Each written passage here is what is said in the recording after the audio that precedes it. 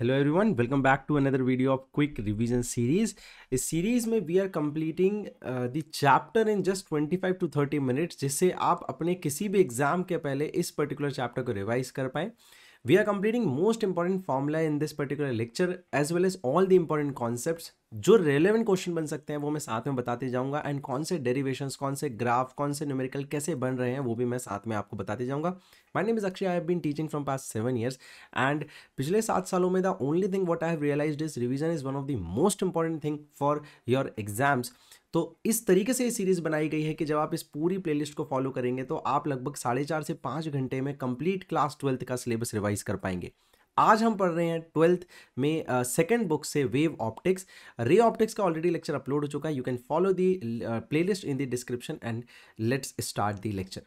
सो अगर हम wave optics की बात करें तो देयर आर सर्टेन टॉपिक्स जो आपको देखने हैं। हाइगन्स प्रिंसिपल या Huygens postulates, constructive and destructive interference क्या होता है, YDSC Young's double slit experiment and then diffraction. Let's start with wave basics. Exactly what is wave optics? तो आपको पता है दुनिया में हर चीज दो तरीके से अपने नेचर को दिखाती है। One is particle nature, another is wave nature. Particle nature में आप कोलिजन जैसे कॉन्सेप्ट्स को देखते हैं और पढ़ते हैं, जहाँ पे मास नेचर या एक concise concrete discrete nature dominate करता है। वहीं पे wave nature is all about flowing of energy. A continuity of energy is called wave nature. And यहाँ पे आज हम लाइट के कॉन्टिन्यूस नेचर या वेव नेचर को पढ़ने वाले हैं। तो जो वेव थ्योरी थी वो सबसे पहले स्टैब्लिश की गई थी बहुत अच्छे तरीके से हाइगन्स के थ्रू। वहाँ पे बहुत सारे ऐसे फिनोमेना थे जैसे कि डबल स्लिट एक्सपेरिमेंट या फिर आपका डिफ्रैक्शन, जो साइंटिस्ट पहले एक्सप्लेन नहीं कर पा रहे थे, और हाइगन्स के पोस्टुलेट का यूज़ करके हम उन सबको एक्सप्लेन कर सकते हैं। तो हाइगन्स के हिसाब से there are two certain thing जो आपको दिमाग में रखनी है, और अगर आपको वो दोनों पोस्टुलेट पता है तो आप बहुत ईजिली अपने सारे कॉन्सेप्ट्स को समझ सकते हैं। तो कौन से दो पोस्टुलेट हैं वो? पहला पोस्टुलेट है postulate of wavelets and second postulate is postulate of wave front. Postulate of wavelet ये कहता है कि अगर आपका कोई भी सोर्स है एस, और अगर वो अपनी वेव्स एमिट कर रहा है या एनर्जी को एमिट कर रहा है, तो जो भी एनर्जी ट्रैवल करेगी डेफिनेटली वो एक वेव होगी, और उस पहली वेव का हर पॉइंट एक नया सोर्स होगा। तो हाइगन्स के हिसाब से every point on the first primary wave is a new source which is called as wavelet. तो हम नॉर्मली क्या सोचते हैं कि वेव्स एक के बाद एक निकल रही है, लेकिन हाइगन ने बोला ऐसा नहीं होता है।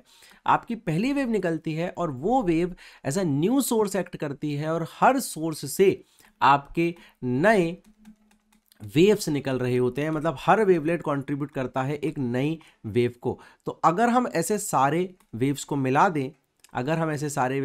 दें, इन नए सोर्सेस के थ्रू, तो हम देखेंगे कि we will have another brilliant picturization of how new waves are form. तो इस तरीके से अगर हम मिला दें तो ये सारी सेकेंडरी वेव्स जो वेवलेट से मिल रही है एक नई वेव को फॉर्म करती है, जो कि इसके कॉमन एरिया से आप बना सकते हैं। अगर आप एक कॉमन सरफेस एरिया ड्रॉ करते हैं यहाँ पे for these waves, then this secondary wave जो इन वेवलेट से फॉर्म हुई उसे हम कहते हैं वेव फ्रंट। एंड एक्चुअली में जो हम एक वेव के बाद दूसरी वेव कहते हैं वो इस तरीके से ही बनती है। ये जो कॉमन वेव फ्रंट बना है, इस प्रोसेस के बनने को हम कहते हैं इंटरफेरेंस, जिसको हम आगे देखने वाले हैं। But what is exactly this wave front? You can in a very simple way से कि जो वेव फ्रंट है वो सेकेंडरी वेव है, और ये सेकेंडरी वेव की एक खास प्रॉपर्टी होती है कि ये जो सेकेंडरी वेव है, ये जो एरिया ड्रॉ किया हुआ है मैंने सर्टेनली, वो हमेशा परपेंडिकुलर होते हैं प्रोपगेशन ऑफ वेव के। मतलब अगर वेव हमारी ऐसे जा रही है तो हमेशा वेव फ्रंट बनाने के लिए हम सबसे इजी वे क्या यूज करेंगे? हम एक ऐसा सरफेस ड्रॉ कर लेंगे, हम एक ऐसा एरिया ड्रॉ कर लेंगे जो इन सारी प्रोपगेशन के परपेंडिकुलर होगा। तो आप देखिए जो मैंने अभी ड्रॉ किया है वो एक पॉइंट सोर्स है, और उसके हिसाब से जो वेव फ्रंट है वो स्फेरिकल बन रहा है, और इसी तरीके से आपको एक के बाद एक वेव दिखते चली जाती है। अगर हम बात करें फर्दर और वेव फ्रंट्स की, कौन कौन से स्टैंडर्ड वेव फ्रंट हमें पढ़ने हैं, तो पहला वेव फ्रंट आपको पॉइंट सोर्स का पता होना चाहिए। तो पॉइंट सोर्स अपना चारों तरफ एक तरीके से लाइट को फैलाता है, तो जो वेव फ्रंट उसका बनता है उसको हम कहते हैं स्फेरिकल वेव फ्रंट, क्योंकि वो 3 डायमेंशनल वे में लाइट को एमिट कर रहा होता है। अगर ये एक प्लेन एरिया होता तो डेफिनेटली ये सर्कुलर होता। अगर मैं एक ऐसी सोर्स की बात करूं जो इन्फिनिटी पे रखा हुआ है, तो डेफिनेटली उससे जो लाइट्स आ रही होंगी वो पैरेलल होंगी, तो आपका जो वेव फ्रंट होगा वो एक प्लेन होगा जो कि यहाँ पे इस पूरी के पूरी लाइट्स को एक तरीके से परपेंडिकुलर लेवल पे कट कर रहा होगा। So if we talk about यहां पे वेव फ्रंट, तो यहां पे वेव फ्रंट आपका एक प्लेन वेव फ्रंट होगा। तो ये ड्रॉ करने को भी, आइडेंटिफाई करने को भी एग्जाम में आ जाता है, जो आपको पता होना चाहिए। Now let us move forward and understand what interference is. Interference basically is mixing of two sounds. आपने अपनी क्लास में सुना होगा, जब बहुत सारे बच्चे बात कर रहे होते हैं तो एक सर्टेनली एक हमिंग साउंड प्रोड्यूस हो रहा होता है, या एक ऐसी साउंड आप सुन रहे होते हैं जो आपको समझ नहीं आती, क्योंकि मल्टीपल साउंड्स एक दूसरे से मिक्स होकर आपके कानों तक पहुंच रहे होते हैं। उस फिनोमेना को हम कहते हैं वेव फ्रंट, इंटरफेरेंस। अब इंटरफेरेंस होती है दो वेव्स में, तो ये हमारी वेव नंबर 1 है, ये हमारी वेव नंबर 2 है। लेट अस अज्यूम हमने वेव नंबर 1 को a1 sin ओमेगा t की इक्वेशन में मान लिया, क्योंकि वेव है तो हमने साइनसोइडल मान लिया, और y2 को हमने a2 sin omega t plus phi मान लिया। यहां पे जो फाई है, यहां पे जो फाई है मैं यहां लिख देता हूं, यहां phi is called the phase difference. Phi is called the phase difference. Now if we understand and try to look at one more thing, very important thing, कि ये जो phase difference होता है ये कैसे चीजों को सिग्निफाई या आइडेंटिफाई करवाता है। डिफरेंट डिफरेंट वेव्स जब मीट करती हैं, तो जब भी डिफरेंट वेव्स मीट करती हैं, according to the initial phase difference they have, they form new waves जो कि अलग अलग तरीके से आपको दिखती हैं। तो डेफिनेटली अगर हम यहाँ पे लाइट के कॉन्टेक्स्ट में बात करें, तो लाइट जब लाइट से मिलती है तो दो टाइप के फिनोमेना वो शो करती है। पहला वो कंस्ट्रक्टिव फिनोमेना शो करती है, जहां पे लाइट से लाइट मिलके लाइट ही हमें दिख रही होती है, ठीक है।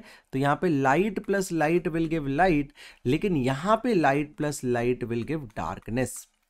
लेकिन पहले अगर हम कुछ और बातें कर लें, तो यहाँ पे A1 A2 जो एम्पलीट्यूड है लाइट के, जब ये लाइट इंटरफियर करती है, इंटरफेरेंस करती है, तो एक नई वेव को प्रोड्यूस करती है। इसका एम्पलीट्यूड क्या होता है, तो इस फॉर्मूले को याद रखिए, स्टार बना देता हूं क्योंकि ये पहला फॉर्मूला जहां से न्यूमेरिकल आ सकता है वो है A1 square plus A2 square plus 2A1 A2 cos phi.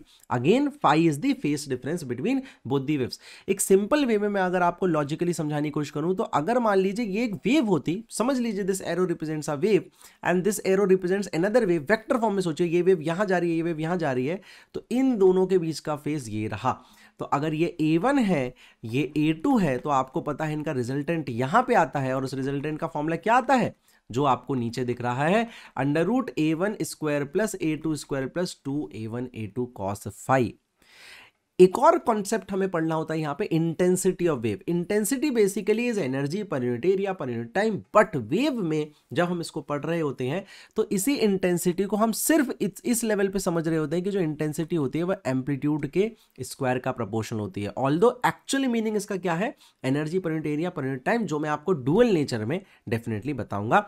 इस पूरे सेशन की डिस्क्रिप्शन में आपको लिंक मिल जाएगी, पीडीएफ मिल जाएगी, आप डाउनलोड कर सकते हैं, टेलीग्राम से भी ले सकते हैं। Now let us understand constructive और डिस्ट्रक्टिव इंटरफेरेंस क्या होते हैं। तो कंस्ट्रक्टिव इंटरफेरेंस तब कहा जाता है जब लाइट और लाइट जैसी एनर्जी मिलके हमें वापस लाइट दे दे, और ये अपनी मैक्सिमम आउटपुट को हमें दे, और जब ये लाइट प्लस में लाइट मिलके डार्कनेस या नो लाइट दे, मतलब अपनी मिनिमम आउटपुट हमें दे, तो इसे हम डिस्ट्रक्टिव कहते हैं।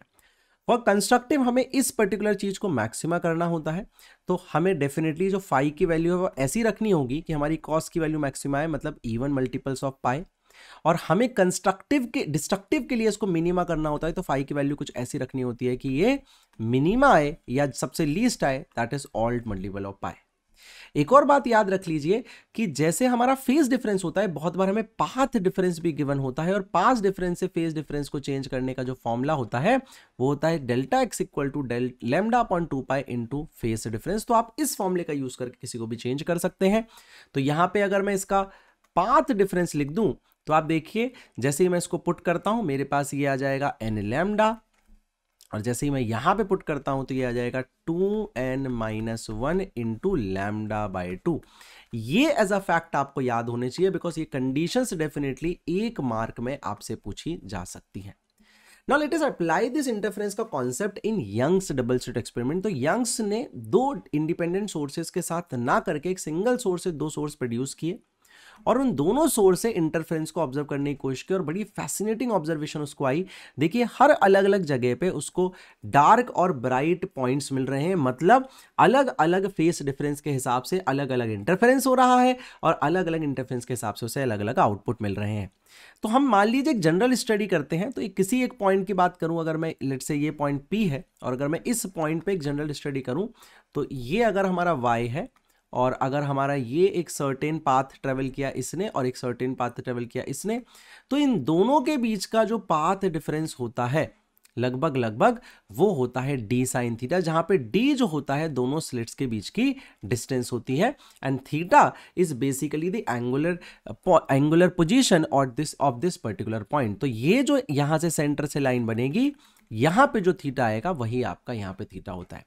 ऑल्दो आपको ये याद रखने की इतनी जरूरत नहीं है, लेकिन इसका जो अगला फॉर्मूला है वो आपको बहुत अच्छे से याद होना चाहिए, that is your formula for general position of y of any point or any fringe। so y का जो वैल्यू आ जाता है, अगर हम यहीं से इसको सॉल्व करें तो ये जाएगा d और साइन थीटा की जगह आ जाएगा tan थीटा। tan थीटा जाता है y अपॉन d, यहीं पे देखिए परपेंडिकुलर अपॉन बेस, मैं आपको डेरिवेशन भी साथ में बता दिया है, और y की वैल्यू हमारी आ जाती है delta x d by small d।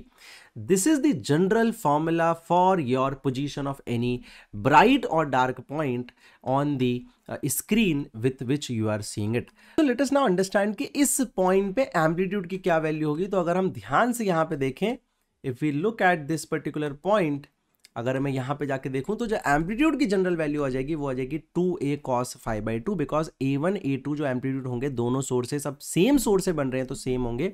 और यहीं से अगर मैं इसको स्क्वायर कर दूं तो मुझे इंटेंसिटी का फॉर्मूला भी मिल जाएगा, that is 4a into cos phi by 2। ये दोनों फॉर्मूले बहुत इंपॉर्टेंट हो जाते हैं बिकॉज इनसे डायरेक्ट क्वेश्चंस हमारे बनेंगे ही बनेंगे। एक और चीज याद रख लीजिए, बहुत बार ये लोग विड्थ ऑफ स्लिट की बात करते हैं। स्लिट ये वाली चीज होती है जो बहुत छोटी छोटी विंडोज होती हैं, तो आप याद रखिए जो इंडिविजुअल इंटेंसिटीज होती हैं वो स्लिट के डायरेक्टली प्रोपोर्शनल होती हैं और एम्पलीट्यूड के तो स्क्वायर के प्रोपोर्शनल होती है, जैसा कि मैंने आपको अभी बताया। तो अगर हम ब्राइट पॉइंट की बात करें तो हमें पता है ब्राइट पॉइंट के लिए जो डेल्टा एक्स है अभी हमने पढ़ा था वो n लैम्डा होता है। अगर मैं इसको यहां पे पुट कर देता हूं तो मुझे मिल जाता है n lambda capital D by small d। अगर मैं यहीं पे ए नेट की बात करता हूं, एम्पलीट्यूड नेट की बात करता हूं, तो मुझे पता है फाई की वैल्यू 0 आती है तो ये 2a आ जाएगा। और मुझे पता है अगर मैं आई नेट की बात करता हूं तो फाई की वैल्यू 0 है तो ये 4i आ जाएगा। यहां पे I विस basically is the intensity of the light from the slit, तो ये 4 हमारा क्या आ जाएगा, 4i आ जाएगा। ठीक है, चलिए now let us move forward and understand कि हमारा डार्क जो फ्रिंज होगा वो कैसे एक्ट कर रहा होगा। तो हमें पता है डार्क फ्रिंज के लिए we already know, dark fringe के लिए what we have is, we already know dark fringe के लिए what we have is a net या डेल्टा एक्स की जो वैल्यू है वो 2n-1 इंटू लैम्डा बाय 2 है। जब हम इसको डेल्टा एक्स की जगह रखते हैं तो हमें ये मिल जाता है डार्क फ्रिंज का point. And if we go on to finding the amplitude and the intensity, तो what we see is cos 90 वाला आपको पता है मल्टीपल्स आ रहे थे तो cos 90 0 होता है, तो एम्पलीट्यूड भी 0, इंटेंसिटी 0, इसलिए हम इसको डार्क पॉइंट कह रहे हैं। Now the next concept is about fringe width. So what is fringe width? Fringe width basically is the distance between two bright or two dark points. तो बहुत सिंपल है, आप कोई भी दो consecutive points लें, उनका difference of distance निकालें, that is fringe width। याद रखिए इसका फॉर्मूला आता है lambda d by small d। ठीक है, वहां पे n सारे कैंसिल हो जाते हैं। और फिर आता है angular fringe width. Recent times में इस पे बहुत क्वेश्चंस पूछे गए हैं एक एक मार्क के। तो angular fringe width is nothing but fringe width divided by capital D, that is distance between screen and slits. तो आप देखेंगे तो ये आ जाएगा लैम्डा अपॉन d। एक क्वेश्चन बहुत पूछा जाता है इसलिए मैं स्टार मार्क कर देता हूं कि अगर हम यहाँ पे किसी पर्टिकुलर मीडियम को फिल कर देते हैं तो what will be the effect on the fringe width. Definitely अगर हम मीडियम फिल करते हैं तो लैम्डा पे चेंज आएगा, जो लैम्डा है आपका वो चेंज हो जाएगा लैम्डा अपॉन म्यू में। फ्रिंज विड्थ और एंगुलर फ्रिंज विड्थ दोनों ही आपके कम हो जाएंगे। नाउ लेट अस अंडरस्टैंड कि जो इंटेंसिटी हमारी जनरली आ रही है, क्योंकि वो वेरी कर रही है, तो किस तरीके से वो वेरी कर रही है, तो हमें पता है भाई जो इंटेंसिटी है मैक्सिमम पे 4i आ रही है और मिनिमा पे आपकी 0 आ रही है। तो अगर हम डायरेक्टली उस कर्व को देखें तो ये कर्व बहुत बार एग्जाम में 2 से 3 मार्क में पूछ लिया जाता है। तो आप देखिए जैसे जैसे हम राइट की तरफ मूव कर रहे हैं, जैसे जैसे हम λ/2 पे जा रहे हैं तो 0 आ रहा है, 3 λ/2 पे जा रहे हैं तो 0 आ रहा है, लेकिन लैम्डा पे आप देखिए इंटेंसिटी मैक्सिमम है, 0 पे मैक्सिमम है और माइनस लैम्डा मतलब कि नीचे की तरफ भी वो मैक्सिमम है। तो हम ये भी लिख सकते हैं यहाँ पे कि यहाँ पे जो इंटेंसिटी की वैल्यू है वो 4i है और यहाँ पे तो इंटेंसिटी की वैल्यू 0 है। तो यहाँ पे कंसिस्टेंट है 4i पे जहाँ जहाँ मैक्सिमा है और आपका जहाँ मिनिमा है वहाँ पे वो 0 आ रहा है। Now insertion of slab is removed for you people, तो इस पर्टिकुलर पार्ट को आपको नहीं देखना, लेकिन अगर किसी मीडियम को इंसर्ट कर दे तो मैंने आपको बताया कि लैम्डा जो है वो λ/μ में चेंज हो जाएगा। तो हर चीज, चाहे आपकी फ्रिंज विड्थ हो, चाहे आपकी फ्रिंजेस की डिस्टेंस हो, चाहे आपकी एंगुलर फ्रिंज विड्थ हो, हर चीज यहां पे चेंज हो जाएगी। Let us now move to the last part of the chapter, that is diffraction. I am hoping कि आपको सारे फॉर्मूले क्लियर हो रहे हैं और सारे फॉर्मूले आप नोट डाउन कर रहे हैं एंड इन फॉर्मूलों से बिना के आपको क्वेश्चन कर लेने हैं। एज इट इज मैंने ऑलरेडी बहुत सारे एमसीक्यूज आपको दे रखे हैं, बिल्कुल सर्टेन एमसीक्यूज दे रखे हैं जिनको आप अगर कर लेंगे तो उसके बाहर कुछ भी नहीं आता। तो please do those MCQs, they are more than enough for you.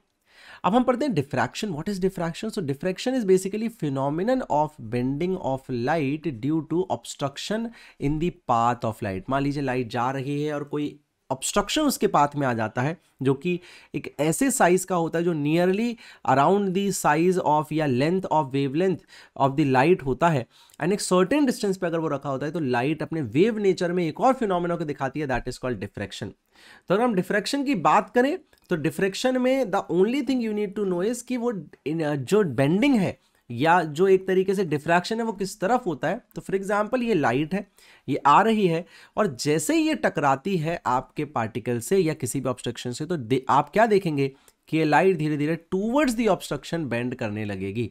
तो जब ये टूवर्ड्स द ऑब्स्ट्रक्शन बेंड करेगी तो आप देखेंगे कि एक सर्टेन रीजन होगा, एक सर्टेन रीजन होगा जहां पे लाइट ही लाइट होगी। जैसे ये जो रीजन है वो लाइट रीजन हो जाएगा आपका, लेकिन ये जो रीजन है वो आपका डार्क रीजन हो जाएगा एंड यही वो रीजन है एक तरीके से जहां पे आपको शैडो दिखना स्टार्ट होती है। तो अगर मैं यहाँ पे कोई स्क्रीन रख देता तो मुझे इतनी बड़ी शैडो दिखती इस पर्टिकुलर ऑब्जेक्ट की। तो शैडो फिनोमिना जो है वो डिफ्रैक्शन की वजह से दुनिया में होता है। अब इसी चीज के एप्लीकेशन को हम देखते हैं सिंगल स्लिट एक्सपेरिमेंट में, जब हम एक सिंगल छोटी सी स्लिट से लाइट को निकालते हैं। ऑब्वियसली बात है लाइट नंबर ऑफ फोटॉन्स में अपने आप को ब्रेक डाउन कर लेती है, क्योंकि ड्यूअल नेचर में हमने देखा है कि light is also a particle. So infinite number of photons होते हैं बिकॉज उनका साइज किसी को भी एक आइडिया नहीं है, because they are quantum particles, so they definitely should be less than 10⁻⁹ metres. तो उससे नीचे के साइज के होते हैं। तो बहुत सारे पार्टिकल्स इतनी छोटी सी स्लिट में आ जाते हैं, क्योंकि स्लिट की जो विड्थ होती है वो लगभग फ्यू मिलीमीटर्स हो सकती है। तो अगर हम इन्हीं सर्टेन फोटॉन्स को देखें तो ये सर्टेन फोटॉन खुद के साथ नई वेव्स प्रोड्यूस करते हैं और इंटरफेरेंस कॉज करते हैं और यहां पे फिर से डार्क और ब्राइट फ्रिंजेस बना रहे होते हैं। तो सिमिलरली अगर हम यहां पे भी डार्क और ब्राइट फ्रिंजेस देखें तो यहां पे आपको सिर्फ इतना याद रखना है कि यहां पे कंडीशन क्या हो जाती है, पलट जाती है। यहां पे ब्राइट की कंडीशन हो जाती है जो YDSE में डार्क की होती है और यहां पे डार्क की कंडीशन हो जाती है जो यहां पे जो YDSE में ब्राइट की कंडीशन होती है। सिर्फ आपको इतना याद रखना है, मतलब 2n-1 इंटू λ/2 जो पाथ डिफरेंस होता है वो यहां पे किसकी कंडीशन हो जाएगी, ब्राइट की।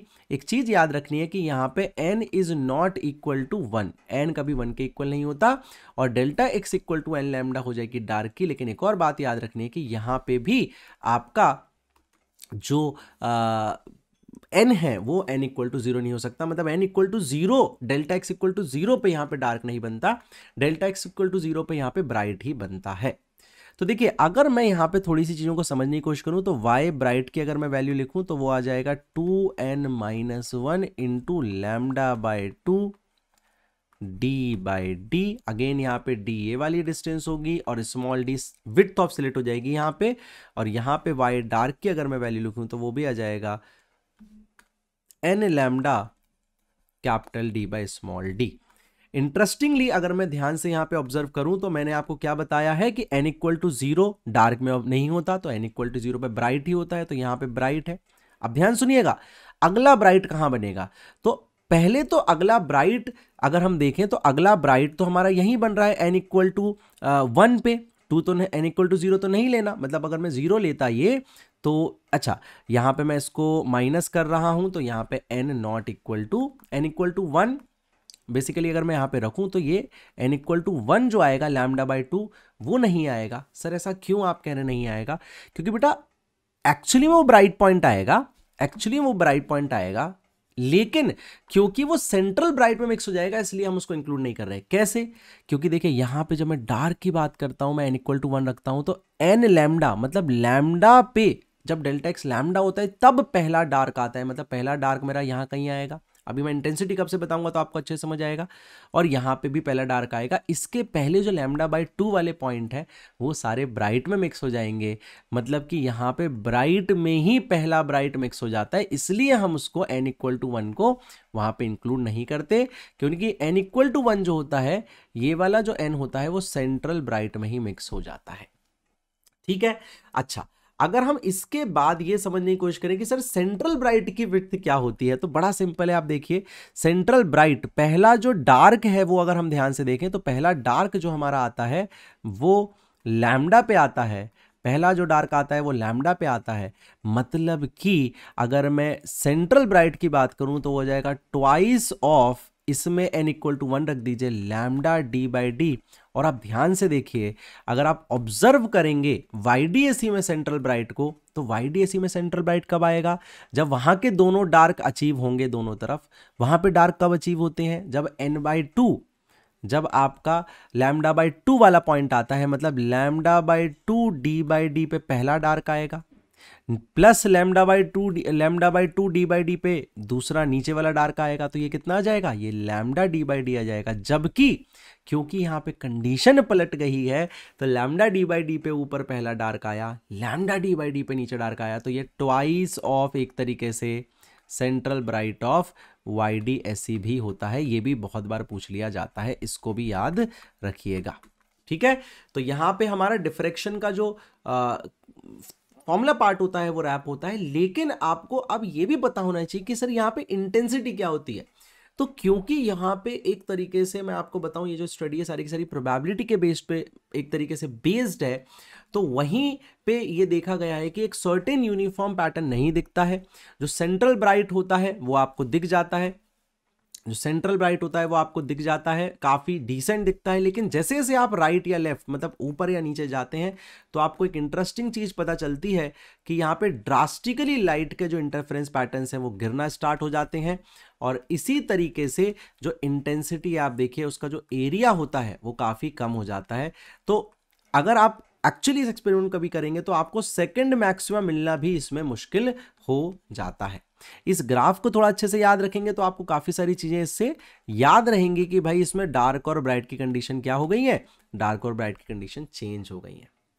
The last concept is about Fresnel distance. Fresnel scientist थे, उन्होंने ये बताया था कि भाई कौन सी वो कंडीशन है जो ये डिसाइड करेगी कि लाइट डिफ्रैक्शन करेगी या नहीं करेगी। तो उन्होंने बताया कि सोर्स और जो ऑब्स्ट्रक्शन है, जो ऑब्जेक्ट है, उसके बीच में एक डिस्टेंस होना चाहिए, जिसे उन्होंने बोला फ्रेशनल डिस्टेंस। उन्होंने बोला कि अगर आपकी ये जो डिस्टेंस d जो है, अगर ये डिस्टेंस d जो है, if it is greater than ZF only then diffraction will happen, तभी डिफ्रैक्शन होगा, या एक तरीके से हम कह सकते हैं तभी लाइट वेव की तरह एक्ट करेगी। अगर आपका distance between source and particle is less than the Fresnel distance for that particular particle, या that particular combination of particle and lambda, तो यहां पे डिफ्रैक्शन नहीं होगा, लाइट आपकी पार्टिकल की तरह एक्ट करेगी। ये बहुत इंपॉर्टेंट बात है, ये काफी बार पूछ ली गई है 1 मार्क में और बच्चा इससे परेशान हो जाता है। यहां पे सर ए क्या है, तो ए यहां पे साइज है, याद रखिएगा पार्टिकल का, और लैम्डा क्या है, वेवलेंथ है आपकी लाइट की। I hope this video again helps you a lot in revising your all the formula, all the concepts, and giving a final touch to your preparation. The questions regarding to this particular lecture you can find those on the channel itself, and let me know in the comment section if you want to get something improved in this channel, अगर आप कुछ चाहते हैं इसमें improve करना। Else keep on studying, let me know which chapter you want. पहले मैं सोच रहा हूँ कि इंपॉर्टेंट इसके बाद मॉडर्न फिजिक्स कवर कर दूँ, इसके बाद फिर मैं इलेक्ट्रोस्टैटिक्स पे आ जाऊँ, फिर इलेक्ट्रोमैग्नेटिज्म पे आ जाऊँ, इस तरीके से आगे बढ़ूँ, so that you get all the videos in next 2 days.